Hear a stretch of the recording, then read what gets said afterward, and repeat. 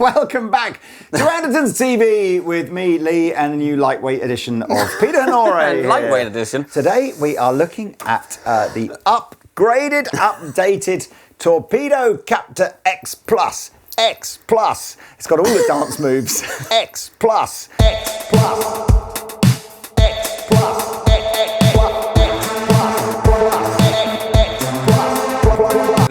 6 years ago, during COVID, Pete and I demonstrated the original ones of these, and the new one has some new features. That's actually 7 years ago now. Is it? It's 7 years. Wow. And when you say 6 or 7 years ago, then please like and subscribe. Let's have a quick, there's two sides to this. There is a very simple 3-stage normal attenuator. So plug into your favorite guitar amplifier, your favorite valve amplifier, have a full setting, a low setting, and a super low setting. And then after that, we're going to go into the direct outputs. Do that again.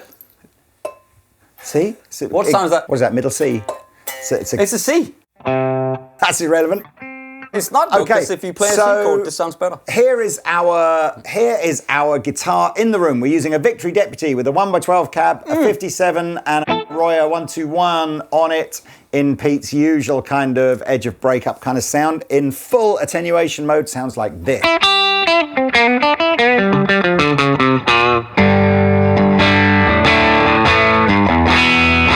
No pedals. I do have the pedals just to see how they react with the load. The reverb is coming from the amp at this stage. Okay, if I switch to medium mode, it's a big volume drop. You might find using the decibel meter actually slightly more useful than what you're hearing. You naughty decibel, you. Or is that decibel?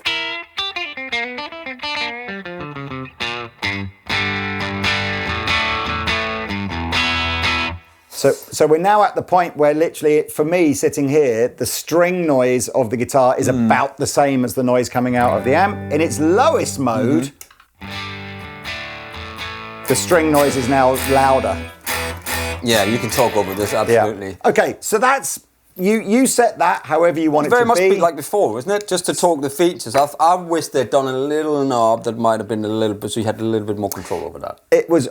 Yeah, absolutely. Captor X was always, it felt like the attenuator was like a little added bonus rather than a core part of its feature. Anyway, so that's that. And I think our feeling is actually it's pretty good, right? I mean, I think you're right. It goes from like live mode to home mode and nothing in between, does it? It's not like a... And if you've got an amp with a master volume on it, then... True. Stick it on the full whack and then turn the master down.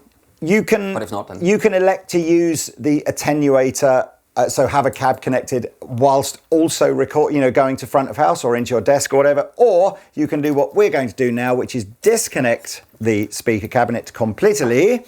And now everything that you're hearing is the direct output from here using the software, which you can see on my screen. If we turn the reverb off from the amp, because any reverb you now hear is going to come from the software. So this first preset is dry. Now, let's very quickly just go the 3 or 4 features that are different to old Captor. The first, and I guess most important one, is the stereo nature. On the old Captor, you had 2 mics and you had a left and right output. However, the 2 mics were summed to mono, and then the only stereo element of the left and right was what you did on the little mixer here with regards to did you want the enhancer or the stereo reverb or whatever like that. But the mics were effectively summed to mono. New Captor, and you can see at the bottom of the screen here, has a left and right pan control on each mic, so you can elect yourself how much you want each mic to come out of each side, or you can go into, here it is, where it says stereo, into dual mono, and that's where it's, so the left channel will only be one mic and the right channel will only be the other mic, so you can then apply all of your post effects there if you want to. That's feature number 1. Second feature is this virtual load shaper, which is a modeled impedance curve that you can add to the DI output. So if you want to get the power amp to react like a vintage power amp or a modern power amplifier, there are some virtual emulations of that. The actual app does look slightly different, slightly more updated now. But I think yellow one there, right? Yeah, I think those are your 2 sort of key main features. Across the top here, you can see this is the main page you'd be on. If you were using a phone or a tablet, I think this is split into two and you swipe between two pages. But it does work via Bluetooth, right? Bluetooth. Yeah.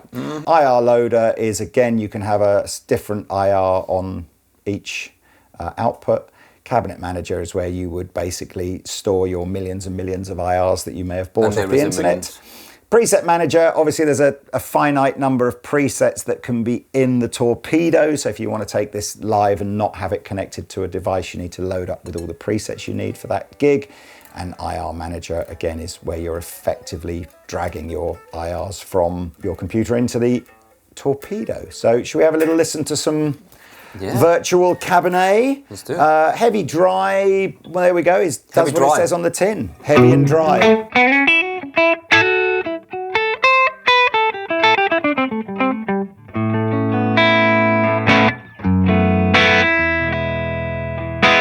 Sounds great, man. It's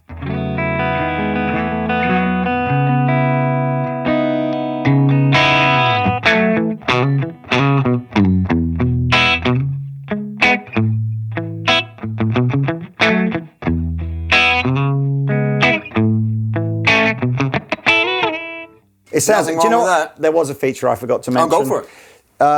That left and right thing, by the way, one of the other modes that you can run the two outputs in is you could put a cab sim on one side so that as you're listening and recording, you're hearing an emulated tone. But you could send a non-cab emulated signal out the other side. Right. And then using the free version of Genome that you get with this or reamping, you could elect, obviously, then to apply speaker emulations.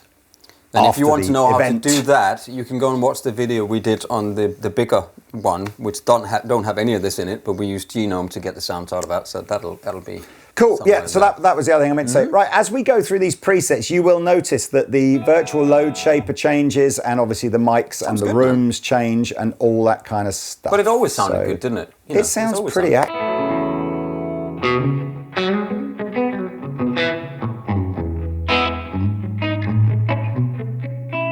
sounds like the cell I live in.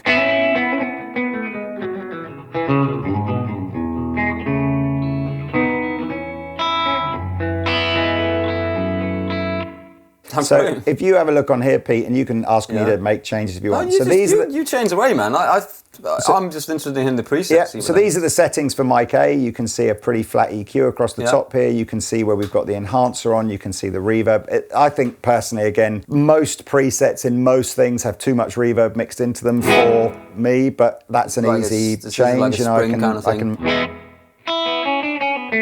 Wait a minute, did you just say too much reverb for you? Yeah. What is happening? I know.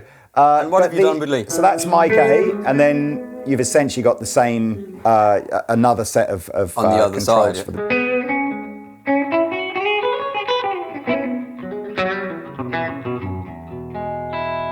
I thought when we were playing around before, the presets loaded different virtual loads in here, but if they don't, I will mess around with those shortly. You can Yeah, what is that? That's some sort of torture device. Oh, that's the spring reverb. Okay, fine. It's the mangle. It looks like a mangle, doesn't Exactly. it? Yeah.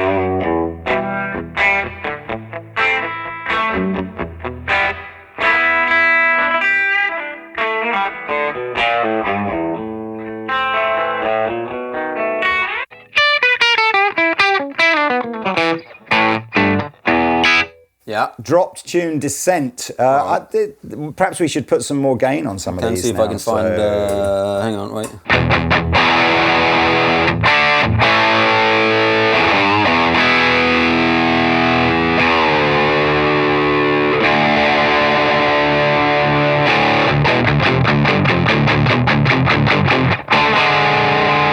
What was that? What was that called? Something gun, isn't it? What's that? Dun dun dun dun dun dun dun.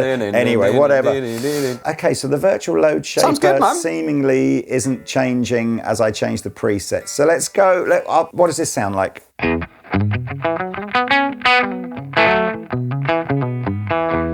So let's just mess around. Yeah, a little bit of reverb on that. So this is, I did notice as well, you've obviously got different EQs that you can load in, and it obviously works for bass as well. So this one had like a parametric EQ in it. This has got a more traditional 5-band. What were we doing here? Yeah, so let's have a little look. What have we got here? We've got reload. So that's flat. That's a bit pushed and low end.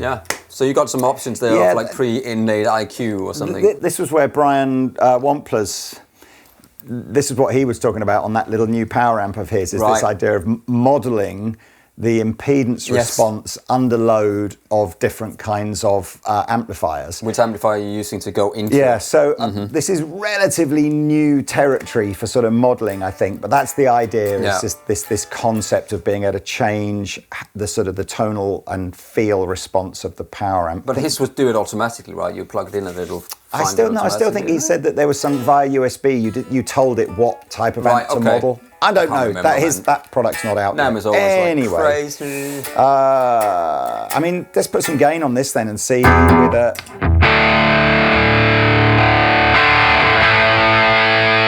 Just for anybody who's interested, it's the protein on the green side.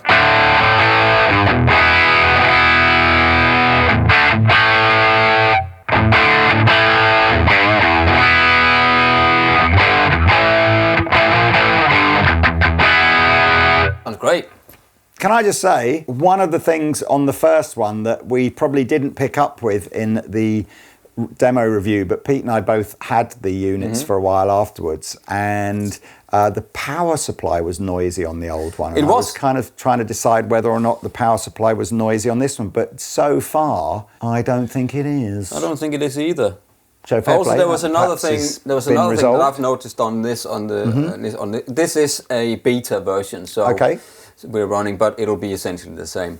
That the outputs was set. The level was set lower before, and as soon as you put it to level 0, there would be a bit more noise from the whole unit or whatever. But it doesn't. It seems like it's all quieter, 0 now, and it seems like it's. I wonder if this again. If I switch between this stereo and dual mono, is it a big difference in? You got left and right there, so obviously if you click that again, you can see the right side is slightly lower. Isn't it? I mean, that sounds great. That's just the amp, nothing on.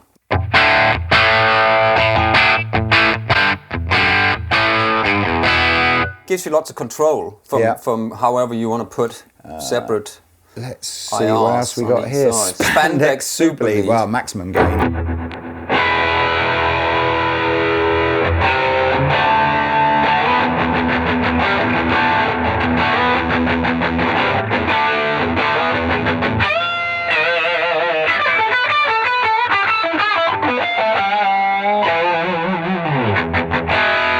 Has it got the Doppler effect on it here?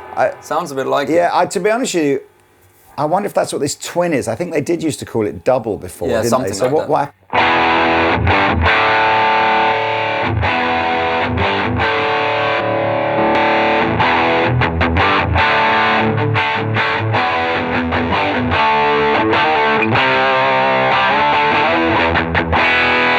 I'm enjoying that.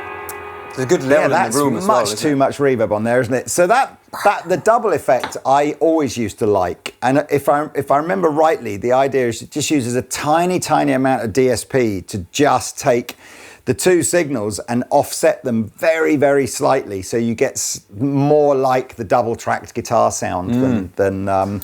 And then you had this enhancer, which is essentially a simple sort of EQ, which you can switch on and off. It almost makes it out of phase a little, but that's the sound. Yeah.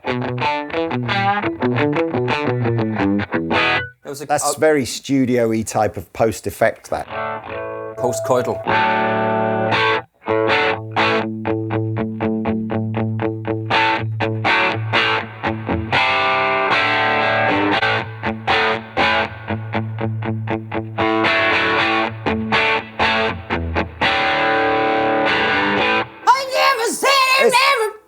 Yeah, honestly though, it's good, man. Decent, isn't it? I mean, we're just going through the presets. There are, you do get some of the premium IRs from tuner that normally you would have to buy. They come free with this, as does the license for Genome comes free with this as well. I've got some of the Victory ones as well in here, so that I used before. What have we got here then? We've got, what does that mean when I've got a little kind of interesting? I have like a little asterisk as one of my preset things. I think that's when you changed it. Okay, fine. That's when you changed it, and then you need to resave it. Fine. So dual mono. Let's have a little listen to this one. Dual mono. So much reverb.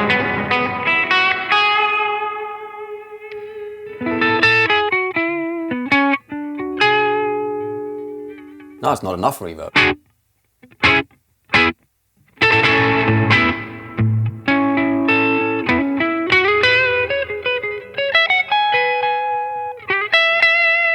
It can give you option paralysis with all of these sounds, man. You need to take some time to listen to each of the presets in here, I think.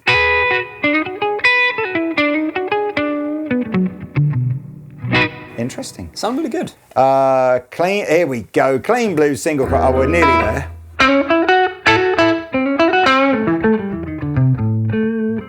It's like G Live.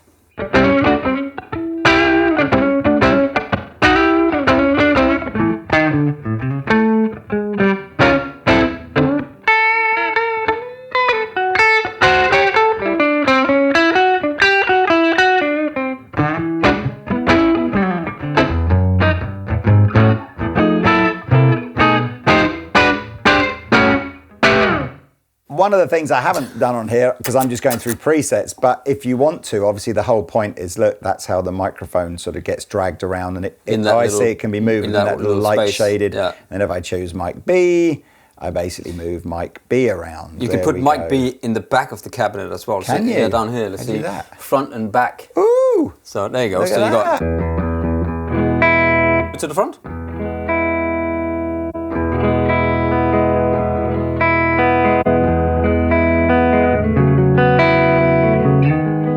There's, of course, it's an open back cab.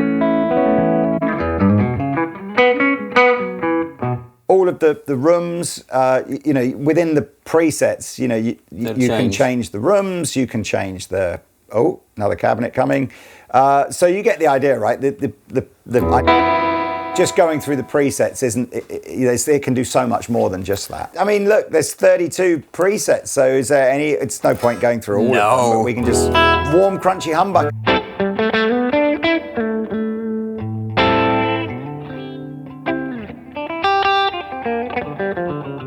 I sort of feel like this is just it does what it says on the tin product. Yeah. I sort of feel it's really well priced relative to, say something like like half the price of an Ox or. $479. I can't think that there are many load boxes and attenuators with an IR loader in them that are sort of comprehensive, cheaper than this. I would have liked to seen it with the power supply built in, so you don't have to have the power supply. I would have liked to seen it, because it's been a long time now. It's been years and years, with maybe a better attenuator. Make it like that kind of size, so a bit like the Boss, a little one. So there's that size with the plug in there, maybe having a little diode thing, and just a little bit more.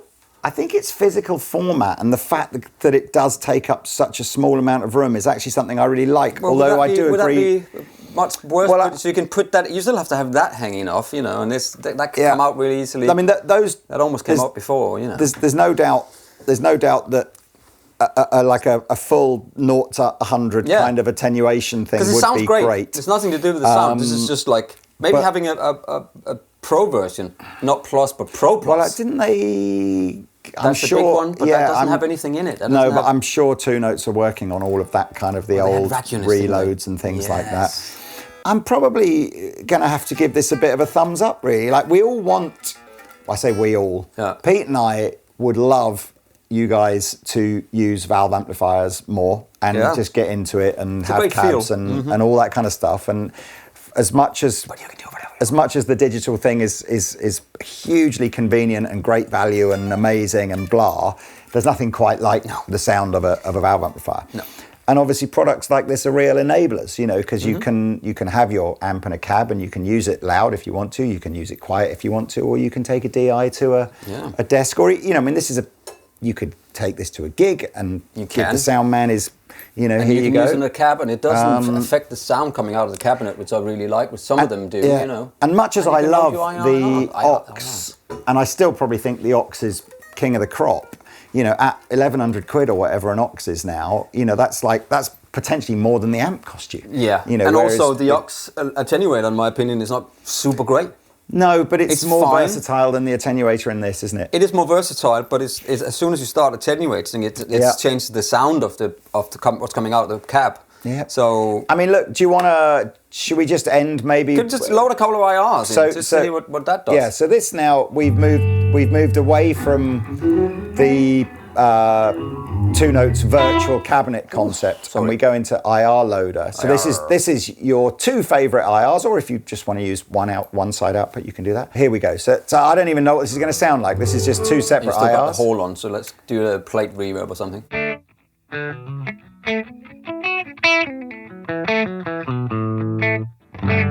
It's nice because you're going into an amp with tube, so you get the response. I can use the reverb from my amp. Oh, we could. You know. Which we could, right? Good. Listen to that.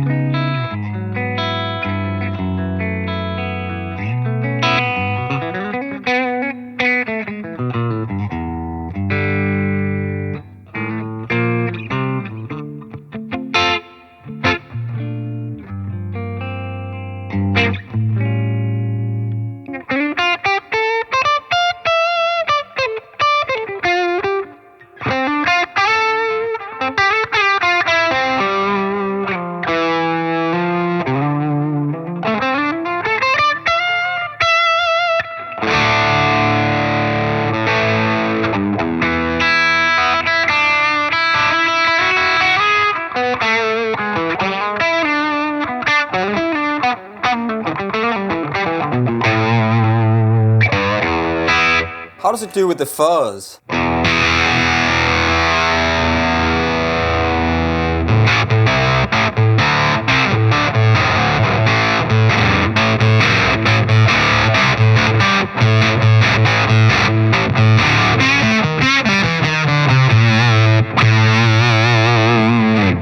See, that is the cool thing, that when as we did the video, and you stick something like a fuzz into something digital, it just goes, I don't know what to do. But your amp just goes, bring it, right? I've got to give this I've got to give this a thumbs up. That's basically it, isn't it? I mean, yes, you saw there's some knobs on the front here. By the way, I better just very quickly here. Anything on the front here is like a shortcut to one of the features on the app. So you could plug your headphones in, you control the volume, you can control this stereo spatial kind of thing. You can control which preset you're looking at. Did you mention that as well? Yeah, you did. Yeah. So your free genome license. No, someone's gonna grab that now. And I expect it just takes you to a website, doesn't it? And you got a key on it. I like the fact the app looks nicer and more up to date than on the previous Captor X version. I think that's going to be a popular product. Absolutely, it has been, so it will be again with the good updates. Apologies if there's been features we haven't dived into and you've missed, but I think it is. I think that's what I like about it. That's it. Plug in, find your virtual cabinet that you like, set and forget, go. Or do a million of them, because there is a lot. Anyway, there you go. Happy Tay? Alrighty. Like and subscribe. Okay, please do, and we'll see you in the next video. Au revoir.